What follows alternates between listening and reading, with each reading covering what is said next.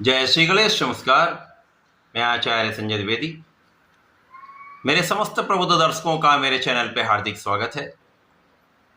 प्रिय दर्शकों, आज मैं कुंभ राशि का अप्रैल माह का मासिक राशिफल लेकर आपके सम्मुख उपस्थित हूं। अप्रैल माह में ग्रहों का महासंयोग बन रहा है। ग्रहों की ऐसी स्थितियां बन रही हैं जो अत्यंत लाभकारी हैं। साथ ही साथ ग्रहों का ऐसा परिवर्तन होने जा रहा है जो आपके लिए अत्यंत विशेष प्रभाव देने वाला है। क्योंकि यदि हम स्थितियों का अवलोकन करें तो देखेंगे लग्न में ही राहु के साथ मंगल और बुध का गोचर चल रहा होगा। द्वितीय भाव में शनि और सूर्यदेव होंगे। तृतीय भाव में शुक्राचार्य का गोचर चल रहा है। पंचम भाव में गुरुदेव बृहस्पति का मार्गीय अवस्था में गोचर चल रहा है। सप्तम भाव में केतु है। इस माह में 2 अप्रैल को मंगल राशि परिवर्तन करके द्वितीय भाव में चले जाएंगे, जहां पर ये मित्र की राशि गुरुदेव बृहस्पति की राशि में पहुंचेंगे। यहां पर शनि सूर्य और मंगल का योग बनेगा। 10 अप्रैल को बुध 66 दिनों के बाद यहां से परिवर्तन करके द्वितीय भाव में जाएंगे। जड़ दोष से मुक्त होंगे तो अत्यंत विशेष प्रभाव देंगे। इसके पश्चात 14 अप्रैल को सूर्यदेव राशि परिवर्तन करेंगे, अपनी उच्च राशि में महाबलवान हो जाएंगे। 20 अप्रैल को शुक्राचार्य तृतीय भाव से चतुर्थ भाव में अपने स्वयं की राशि में प्रवेश करेंगे, मालव्य योग बनाएंगे। तो महाबलवान स्थिति इस माह में बन रही है। सर्वप्रथम तो यदि हम देखें तो लग्न में मंगल, बुध और राहु, ये योग ये बहुत अच्छा योग नहीं है, क्योंकि मंगल यहाँ पर पराक्रमेश है तथा कर्मेश होकर राहु के साथ अंगारक दोष में है। तो मंगल अपनी ऊर्जा का सर्वश्रेष्ठ उपयोग यहाँ पर आपको नहीं कराने दे। मंगल की ऊर्जा यहाँ पर राहु को बैलेंस करने में समाप्त हो रही। तो यदि आप अपनी ऊर्जा का सही दिशा में उपयोग नहीं कर पाए तो उतना अच्छा लाभ भी नहीं मिलेगा। अब बुध यहाँ पर जड़ दोष में है, तो जो बुध का कार्यकत्व है वो क्षीण हो रहा है।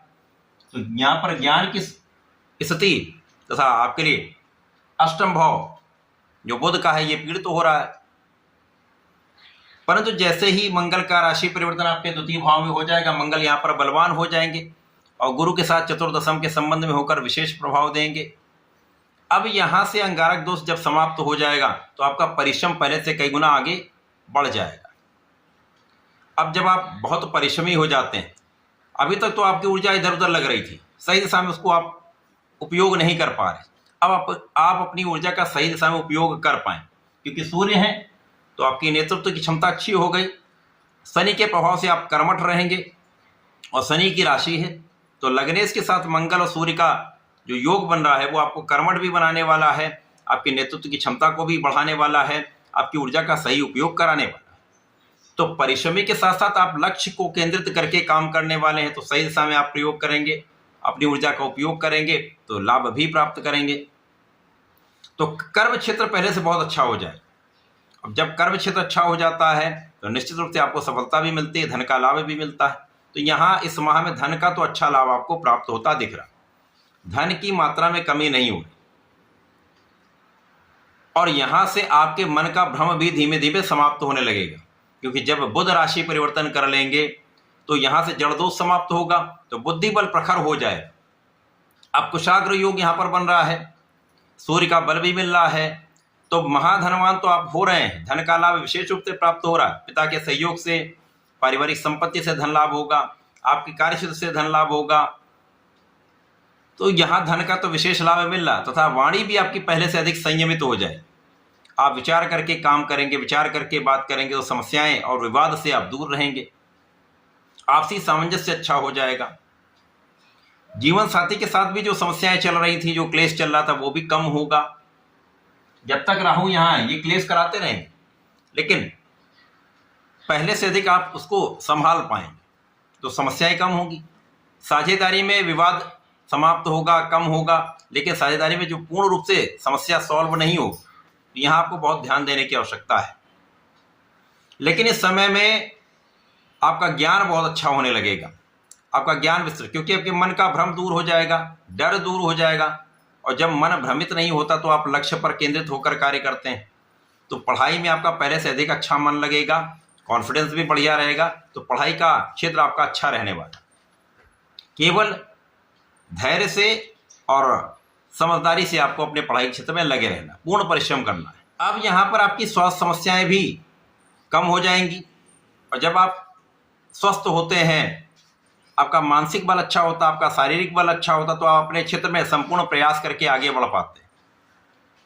जब सूर्यदेव राशि परिवर्तन करके तृतीय भाव में जाएंगे, अपनी उच्च राशि में इनका प्रवेश हो जाएगा, महाबलवान सूर्यदेव यहाँ पर आपके भाग्य को कई गुना प्रबल कर देंगे, क्योंकि भाग्येश के साथ भी इनका गोचर चलेगा प्रारंभ में, जिसके कारण महाभाग्य का साथ आपको प्राप्त होने वाला है। तो इस समय में आपके सोचे हुए कार्य पूर्ण हो जाएंगे। कभी कभी अनएक्सपेक्टेड रिजल्ट आपको प्राप्त होता है, जिस परिणाम के लिए आप सोच नहीं रहे होते उससे अच्छा परिणाम प्राप्त हो जाता है। तो ऐसे परिणामों की प्राप्ति यहां पर हो सकती है। साथ ही साथ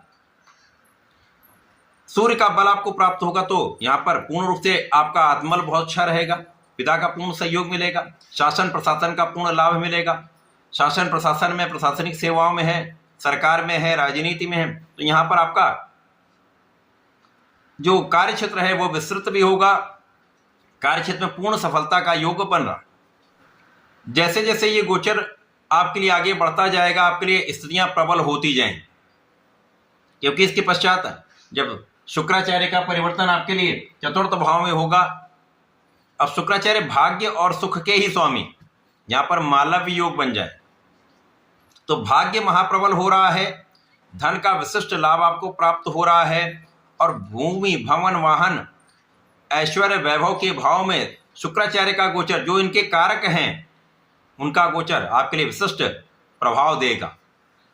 सुख सुविधाओं का योग बनाएगा, सुख संपत्ति में वृद्धि होगी, धन ऐश्वर्य वैभव में वृद्धि होगी, सुख संसाधन बढ़ेंगे, भूमि भवन वाहन का आपको लाभ प्राप्त होगा।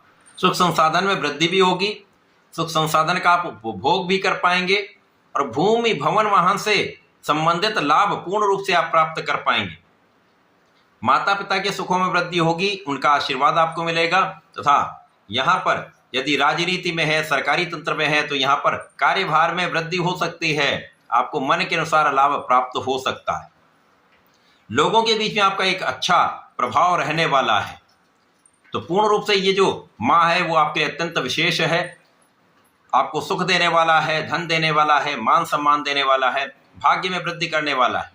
और इस माह में आप धार्मिक भी रहेंगे, आपको धार्मिक रहना भी चाहिए, न्यायोचित रहना चाहिए। इस पूरे माह में आपको नियमित रूप से भगवान गणपति की आराधना करनी चाहिए, गणपति स्तोत्रम का पाठ करना चाहिए, तथा प्रत्येक शनिवार को ओम प्राम प्रीम प्रोम सह शनिश्चराय नमः का जप करें, अथवा ओम सम शनिश्चराय नमः का भी जप करेंगे तो विशेष लाभ आपको मिलेगा। तो ऐसा करके इसका उपयोग करें, लाभ लें। धन्यवाद, नमस्कार।